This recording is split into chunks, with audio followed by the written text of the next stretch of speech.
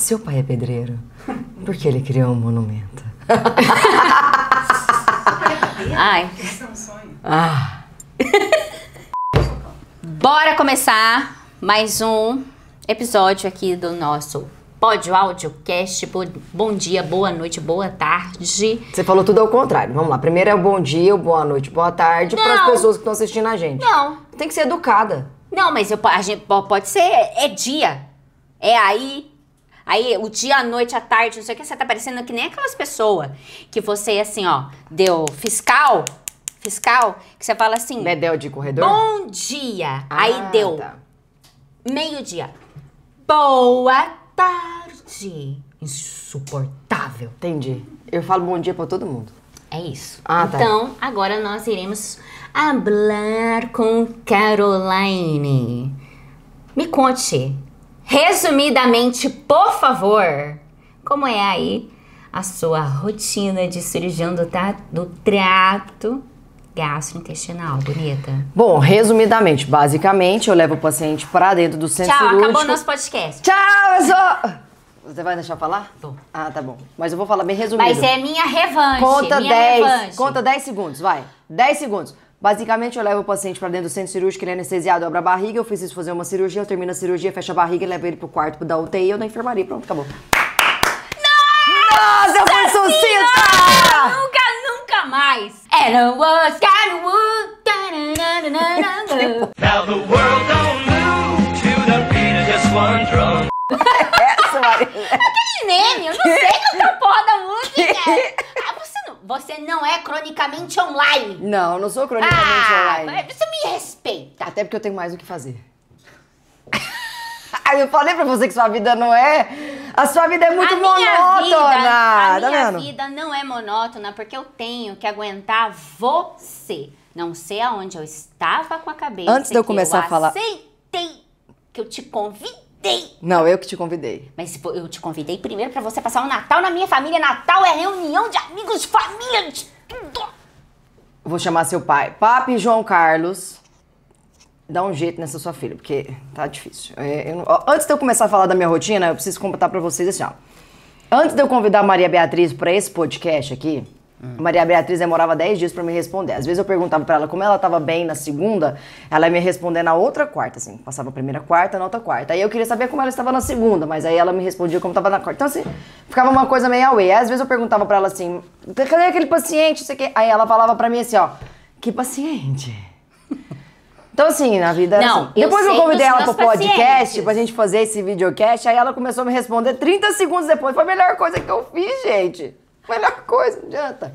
Ela se tornou uma pessoa mais ativa na nossa vida, graças a Deus, né? Com muita terapia, mas... Te respondo mais rápido? Com certeza te respondo mais rápido. Graças a Deus. Demorava 10 dias pra te responder. E é verdade, Não, verdade. demorava mesmo. Demorava. Mas não era por mal. É porque eu não respondo ninguém. É uma coisa que eu preciso melhorar? Sim, é uma coisa que eu preciso melhorar. Mas não agora, porque nós iremos falar sobre a rotina de Caroline. Pam, pam, pam, pam, pam, pam, pam. É, você tava cantando alguma música que eu não sei. Essa, pelo menos, a gente sabe, né? E Tudo aí bem. a gente tem que tomar cuidado, que a gente não pode, porque antes de entrar, já caiu o nosso vídeo, hein? Você não fica tocando música que o povo tá sabendo, que não pode. Nós tem que pagar os... Royalties. Isso aí. É, cachê. É, mas não, é... Como que é o nome do trem lá? É o... CAD. Aí eu já... Isso! Eu acho que é isso aí mesmo. Não, direitos autorais, menina. É. Ela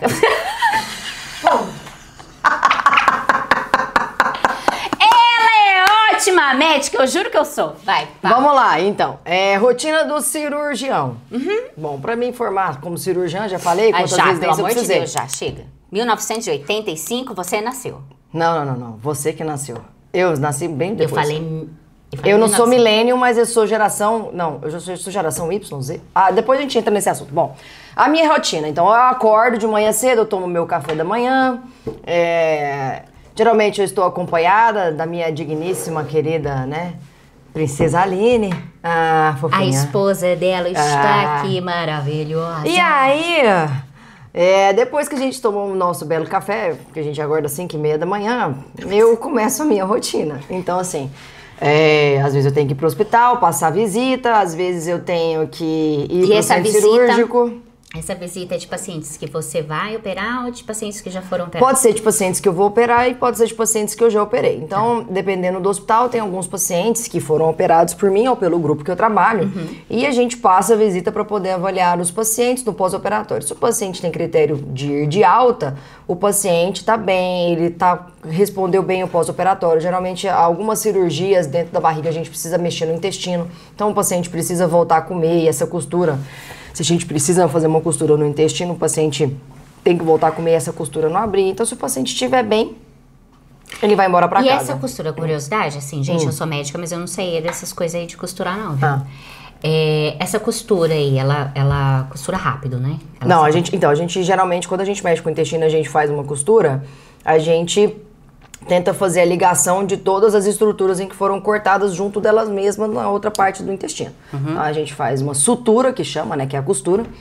E aí, com o tempo, essa costura vai colar a alça com a alça, né? Então, ela cola e o fio vai ficar ali. A gente geralmente faz com fio inabsorvível, porque o fio, se ele absorver antes do tempo que terminou de colar, porque vai depender também muito se o paciente tem uma estrutura metabólica boa. O que é isso? Se o paciente tem proteína para colar as coisas.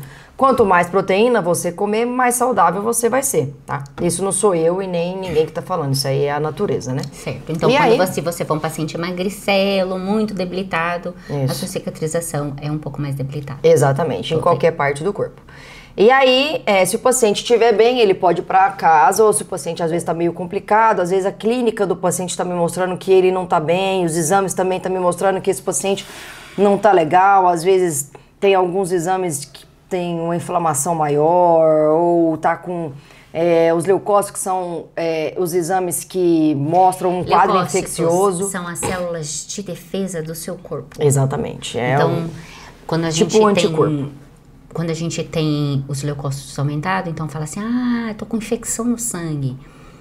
Depois a gente pode entrar um pouco mais nesse detalhe de infecção no sangue, mas é quando essas células de defesa, elas estão muito aumentadas para te proteger aí de uma infecção. Exatamente. E aí, quando o paciente está com essa clínica que a gente não está confiando de ir de alta, a gente pode permanecer com o paciente e observar. Ou então a gente pode fazer algum rastreio infeccioso nesse paciente para a gente ver se esse paciente evoluiu com um quadro infeccioso no pós-operatório.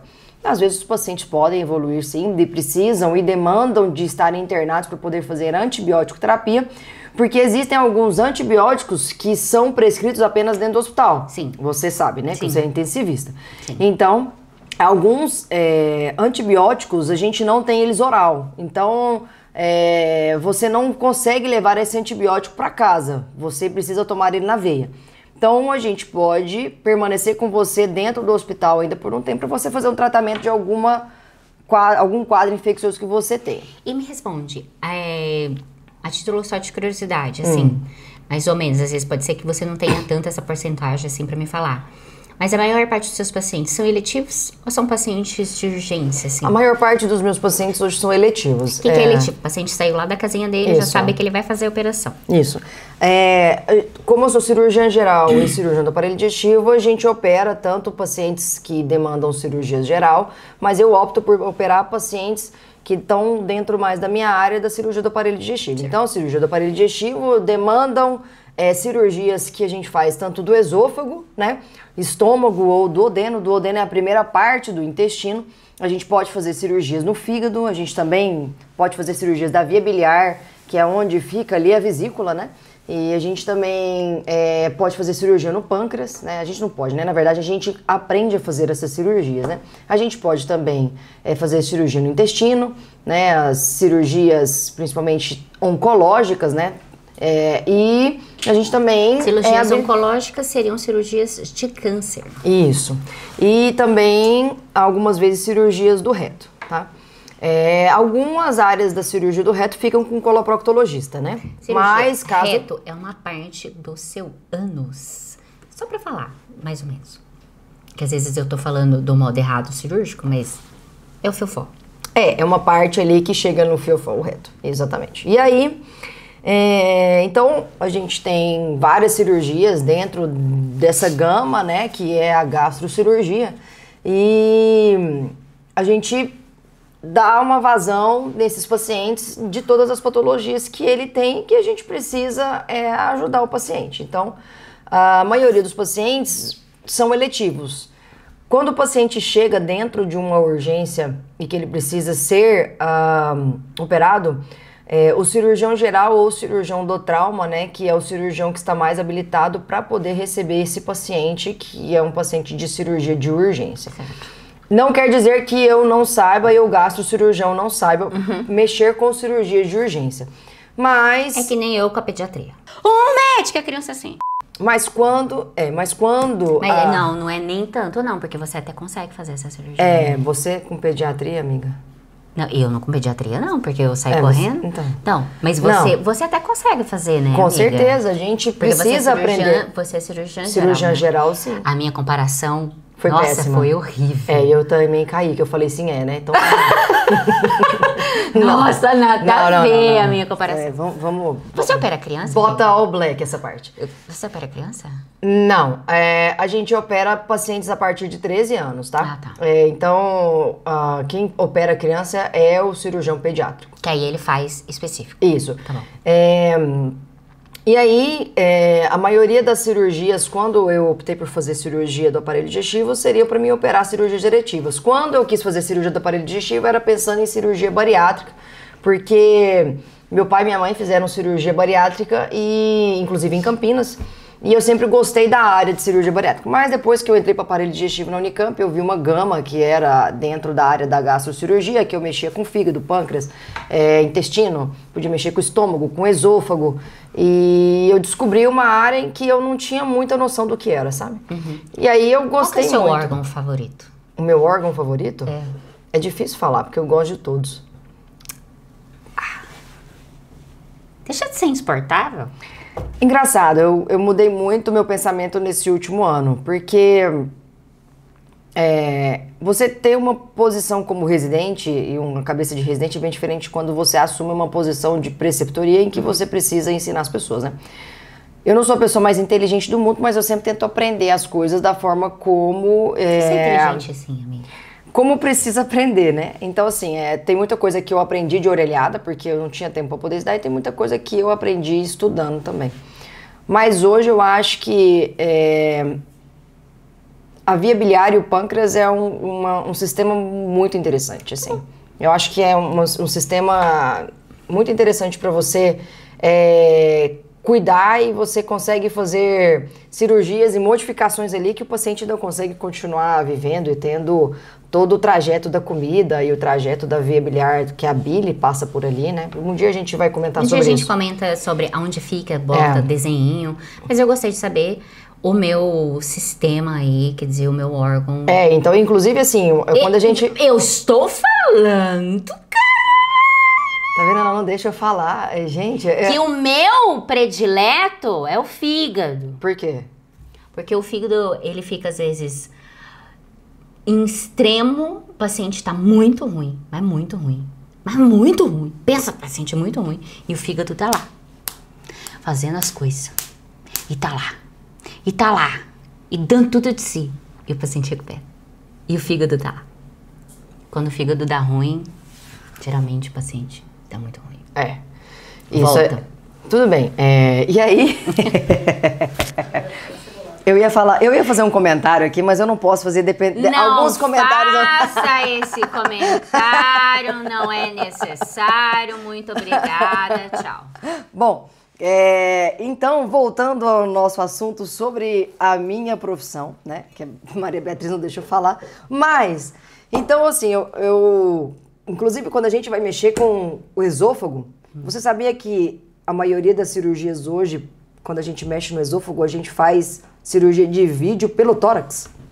Porque o esôfago, ele está dentro da caixa torácica, né? Então, a gente faz a cirurgia de vídeo por dentro do tórax para mexer no órgão do trato gastrointestinal.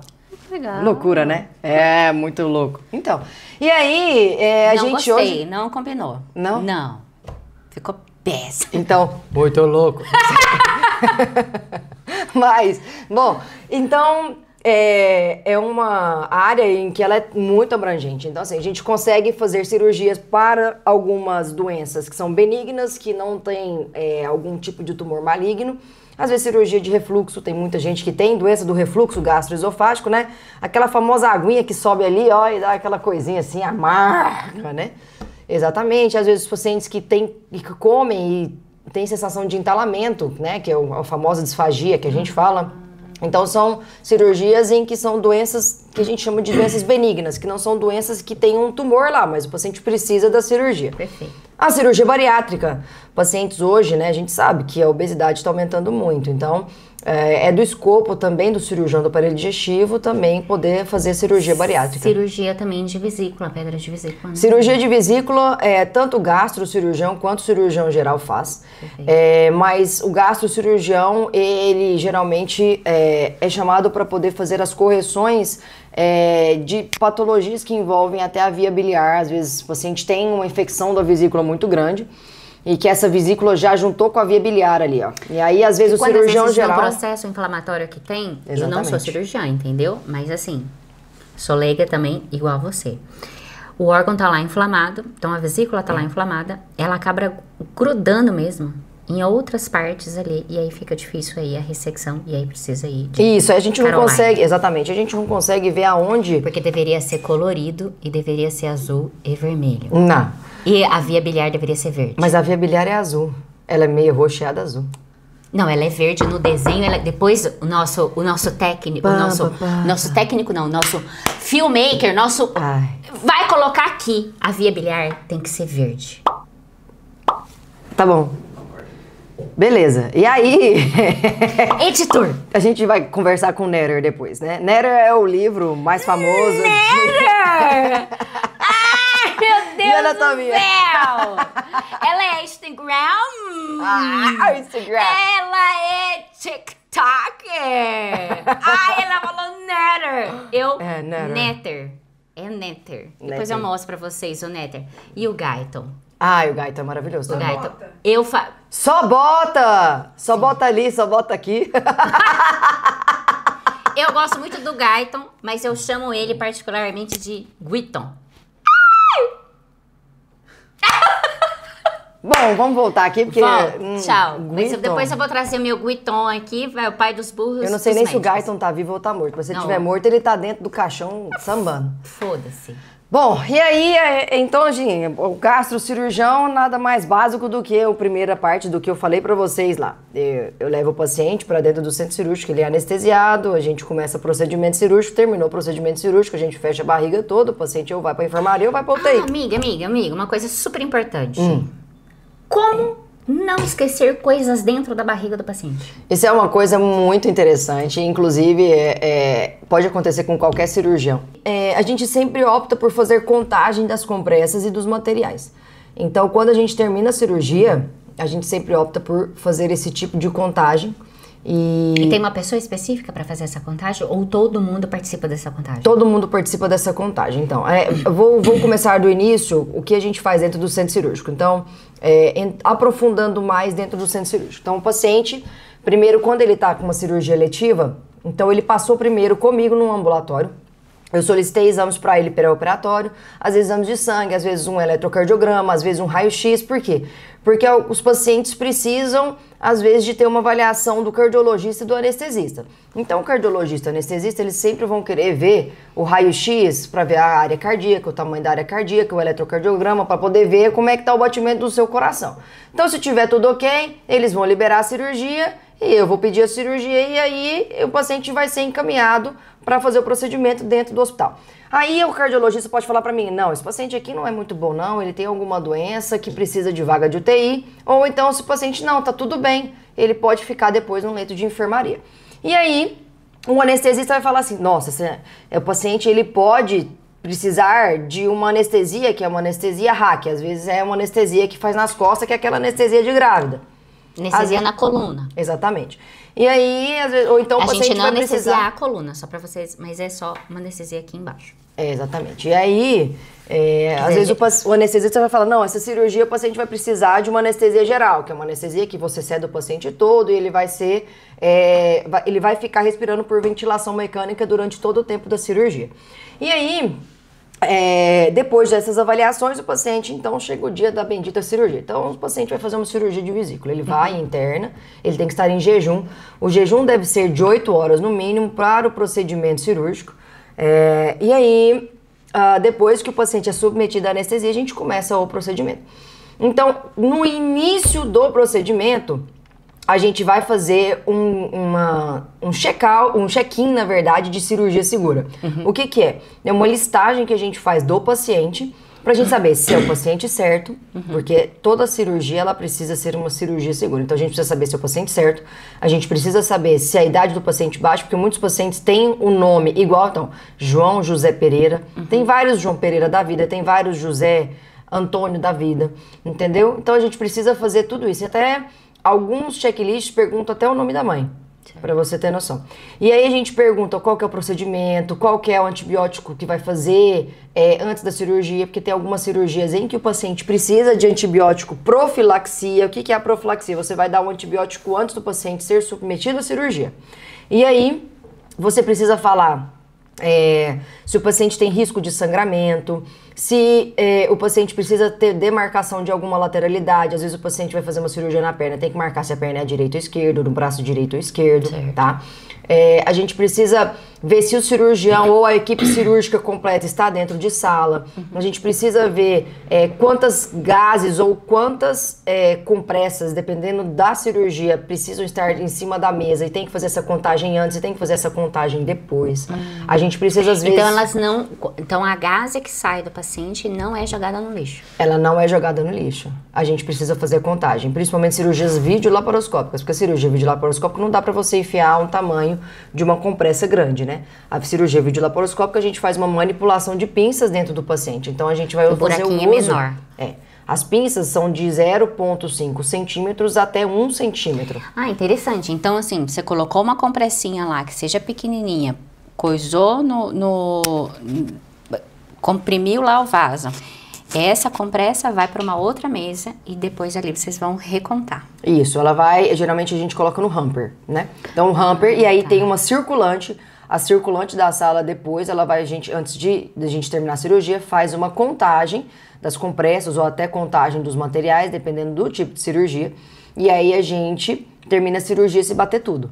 Se bateu tudo, deu tudo ok, tudo que a gente usou tá fora, aí a gente consegue fechar e terminar a cirurgia. Exatamente. Às vezes, a gente geralmente faz mais do que uma contagem. A gente faz 2 ou até 3 recontagens. As gases, principalmente gases e compressas, elas têm um fio em que ele é radiopaco. Então, a gente pode pegar... As gases? Até as gases. Aí, a gente pode pegar aquela... É o tipo de um aparelho em que principalmente o pessoal da ortopedia usa quando eles vão fazer alguma cirurgia ortopédica, porque eles precisam emitir um raio-x que é como se fosse um filme de raio-x. E aí você leva esse aparelho lá e você faz um raio-x da barriga. Ah, interessante. E aí você consegue ver se tem alguma compressa ou alguma gás lá dentro. Perfeito. E aí, se não tem, você pode colocar na sua descrição cirúrgica. Ou se tem, aí você tem que realmente abrir a barriga do paciente e procurar até você achar se tem alguma gase ou uma compressa lá dentro. Então, aí a gente terminou de fazer todo o checklist, a gente vai fazer o check-out. Então, a gente conta as compressas, materiais, tudo bonitinho. Se bateu tudo, aí a gente termina o procedimento cirúrgico, tá? Então, terminou o procedimento cirúrgico, aí o paciente vai continuar com o anestesista, né? Se ele vai... precisar ainda de estar na ventilação mecânica e precisar de ser encaminhado para UTI, ou se o paciente vai terminar a cirurgia, ele vai recuperar da anestesia, poder ir para a sala de recuperação anestésica, aí ele vai estar já acordado, bem, e aí vai poder ir para um leito de enfermaria. Tudo que acontece em que não sai conforme o inesperado ou o que é solicitado, né? A gente precisa ser muito sincero com o paciente e com a família, porque... não é só isso que envolve uma situação em que é um erro médico, mas às vezes uma medicação que é administrada errada. Entendeu? Super importante a gente pontuar aqui que o fato da gente fazer 6 anos de medicina, fazer... Carolina fez 2 anos Carolina, não. Caroline. Meu nome é Caroline, por favor. Desculpa. Você é minha amiga, você não é uma pessoa desconhecida. Desculpa, eu sempre... Eu vou te chamar de Maria Bethânia. Desculpa. Ô, Maria Bethânia. Carole. Então, assim, 6 anos de medicina, 2 anos de cirurgia geral, 2 anos de cirurgia, não foi 3, né, de cirurgia gástrica, né? 2 anos de aparelho digestivo, né? E 2 anos de aparelho digestivo. Eu, 6 anos de medicina, 2 anos de clínica médica, mais 2 anos de medicina intensiva. Todos esses estágios, a intenção é que você erre menos. Você exatamente. erre menos. Então, todas essas coisas é para você errar menos. Então, por que é tão ruim um médico errar? Porque o médico tá errando em outra pessoa. E isso é muito difícil. Então, o fato do médico se especializar, claro que não vai evitar que ele possa errar. Exatamente.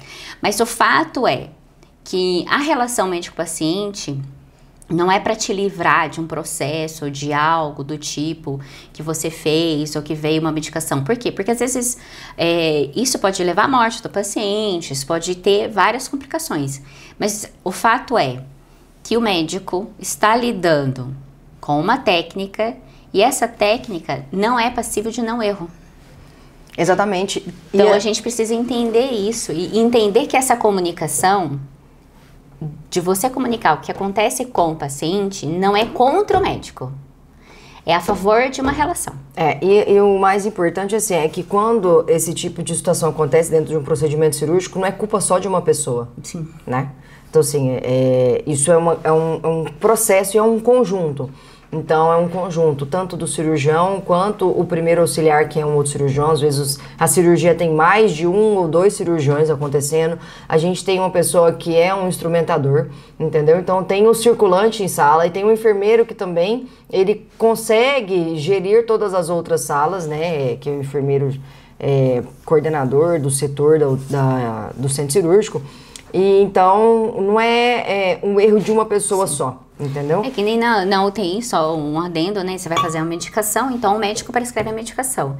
E aí começa a verificação dessa medicação. Se a medicação que você vai fazer, a via, o que é a via? Se ela vai ser por via oral, se vai ser na veia, se vai ser intramuscular, então no músculo. Ela pode ser subcutânea, né? Que é só pegar aqui um pedacinho de pele. E aí, se essa medicação e a via dessa medicação tá certa, então quem também vê isso é muito o farmacêutico que libera essa medicação. Sim. Também quem vê isso é o técnico de enfermagem que tá, o enfermeiro que tá. Então, às vezes pode ocorrer um erro de uma liberação que deveria ser uma medicação feita intramuscular, então no músculo, e ela acaba sendo feita na veia. Isso pode ocasionar a morte. Pode não ocasionar a morte? Pode não ocasionar a morte. Isso pode ocasionar a morte. Então, assim, esses processos são processos para a gente evitar o dano do paciente. E tem muitos processos. O hospital tem processo para tudo. Isso, são muitas burocracias, né? Sim. Então, são protocolos. Sim. Que você tem que seguir dentro de um hospital para ter uma segurança do paciente, né? Então, geralmente, quando você vai para um hospital, eles colocam algumas pulseirinhas no seu braço. Então, se você é um paciente que tem risco de queda, eles vão colocar uma pulseirinha que você tem risco de queda. Se você tem alguma alergia, eles vão colocar uma pulseirinha específica falando qual é a alergia que você tem. Então, isso tudo é segurança do paciente. Então, por isso que a gente faz um checklist antes da cirurgia e um checklist depois, entendeu?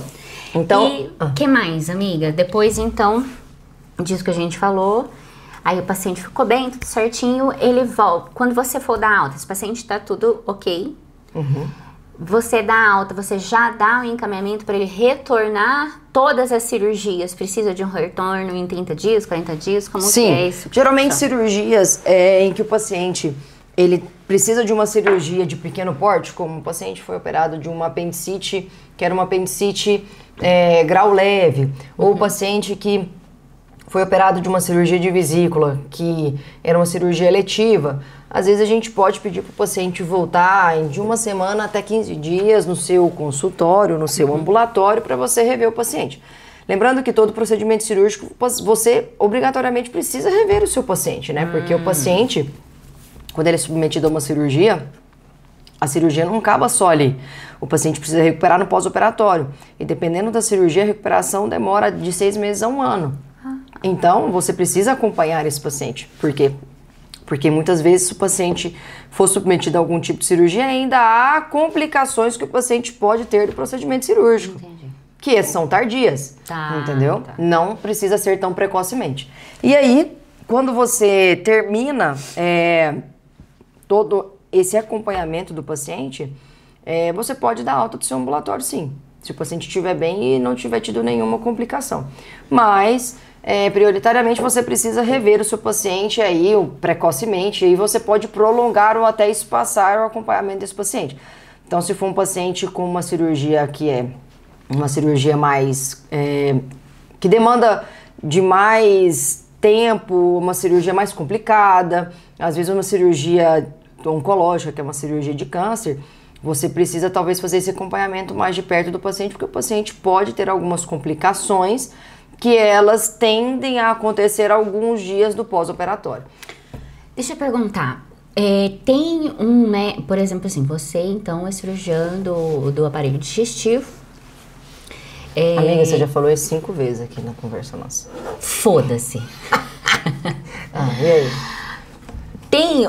Você é capaz de fazer uma cirurgia oncológica, uma cirurgia de retirada de um tumor do aparelho digestivo como um todo. Não há um médico, um cirurgião especialista só disso. Não, a gente tem também uma residência médica no Brasil que é de cirurgia oncológica. Então existe o cirurgião oncológico, mas o cirurgião oncológico ele não aprende só cirurgias oncológicas do aparelho digestivo, ele também aprende cirurgias oncológicas de outras estruturas. Às vezes cirurgia oncológica de mama, às vezes cirurgia oncológica de pele. Então, o cirurgião oncológico ele abrange cirurgias de outros sistemas do corpo humano.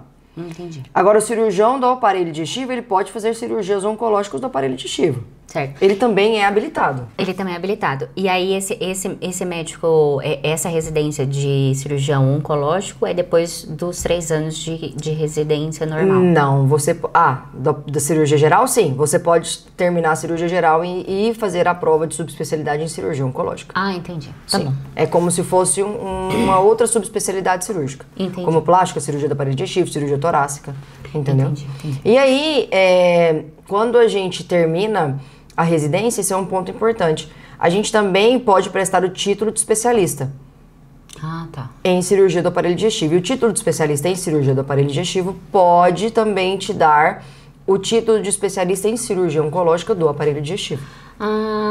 Entendeu? Eu esqueci de falar também que a minha também tem aí o título de especialista. Isso. Dado para quem não faz a residência, porque aí você faz a residência de terapia intensiva. Se você não fizer residência, tem lá umas regras que eu não sei quais são, são muitas regras, e você presta a prova de título, né? Quem já fez a residência já tem aí a capacidade para... Não precisa fazer essa prova. Para você atuar, você não precisa ter o título, se você tem a residência. Se você tem a residência. Agora, se você quiser não fazer a residência e ser especialista naquela área, você precisa do título. Você precisa do título, sim. Exatamente. Então, e aí, a gente, né, quando o paciente, voltando ao assunto do pós-operatório, se o paciente, né, tem...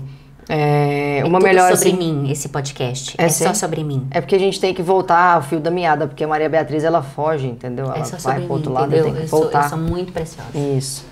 Entendeu? Eu sou a racional da situação. E aí... você? Eu mesmo. E aí... Tá bom. Gente... Mas assim... Bom, basicamente é isso, não tem muita coisa para se falar, porque a minha vida é muito mais emocionante, a gente vive mais emoções dentro do centro cirúrgico, né? Então, é muito mais emocionante, não tem como a gente expressar uma emoção tão grande, estar lá operando um paciente. Às vezes, vamos supor, o paciente precisa de tirar um tumor do fígado, a gente vai ter que arrancar um pedaço do fígado fora, assim, literalmente, né? Então, isso é muito mais legal do que medicina intensiva. Pô, você tira um pedaço do fígado, você tem que reconstruir tudo lá do fígado pra bile voltar pro intestino. Isso é muito massa, cara. Se você corta um pedaço do estômago, você tem que reconstruir o intestino pra comida passar pelo intestino de novo. Mas Olha aí- que loucura. Se você tira o esôfago, você pode reconstruir o esôfago com o estômago. E aí você reconstrói o esôfago com o estômago. Tira o esôfago, você reconstrói o tubo como se fosse um esôfago e costura ele aqui em cima, ó. Eu vou Faça até tudo. ali. Eu vou até ali. Aí, ela leva esse paciente pra mim na terapia intensiva porque ela acha que ela costurou e vai dar certo. E aí ela acha que a minha vida é monótona. É. Porque ela só vê um negócio que ela costurou. Sim. Eu vejo o paciente como um todo. Aí ela fala assim, por que o paciente não deu certo? Porque o Porque o intensivista não paciente tem soube cérebro, o cuidar. paciente tem pulmão, o paciente... Mas a cirurgia ocorreu tudo bem? Claro que ocorreu tudo bem. Mas o paciente tá bem? Doutora Caroline. Então, é Agora muito você falou meu fácil. nome certo, graças a Deus. Então é muito fácil falar que a minha vida é monótona. É. É muito fácil. Sim, Voltar pro meu lugar. por favor. Isso, vai, sapatinho. Check, check, check, check, check. E... Dá licença, que se não fosse a minha especialidade, a sua glória não aconteceria. Depende. Depende. Talvez eu operei tão bem um paciente que ele não precisa de ir pra UTI. E aí? Bom, aí eu que vou cuidar dele na enfermaria. Se ele for pra casa, fui eu mesma que dei alta pra ele. Ele ficou super bem. E aí? Não vou falar nada, não. É melhor você não falar nada. E a Não gente vou continuar falar nada, falando sobre não. cirurgia. Não vou falar nada, não, porque não é isso a realidade que eu vivo. É, e aí o que Tô acontece? fechando pra dar na sua cara. É, ela tem uma agenda aqui que ela abre a agenda, fecha a agenda, abre a agenda, fecha a agenda. Vai.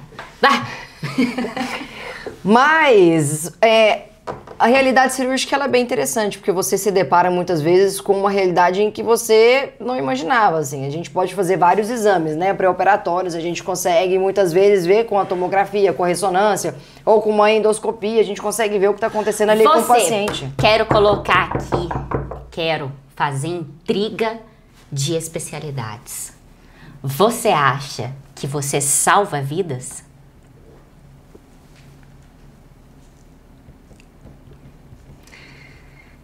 Responda com o seu coração de cirurgia. O que é salvar vidas para você? Dependendo do que você me responder, eu vou falar que sim ou não. A gente não salva a vida, a gente ameniza a dor. Não.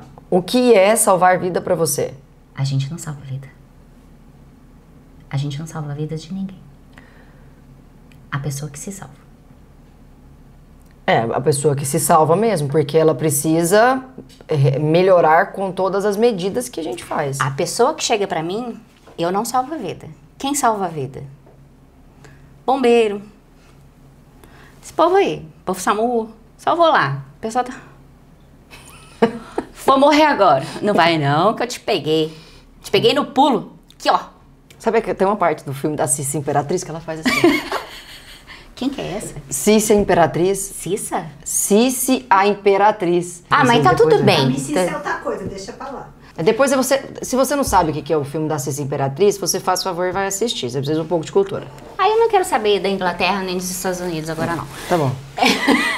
Bom, Nesse exato momento do Brasil, do momento do Eu en- planeta.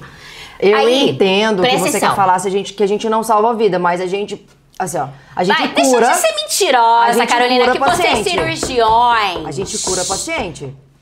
Não, não cura não. A gente cura sim. Se eu tiro um tumor de um paciente, que esse tumor vai matar ele, se eu tiro um tumor e esse paciente está considerado curado, ele tá curado. Caroline, presta atenção. Isso daí é tua visão. Aqui, ó. Sou cirurgia. Minha visão intensivista, que você disse que é monótona.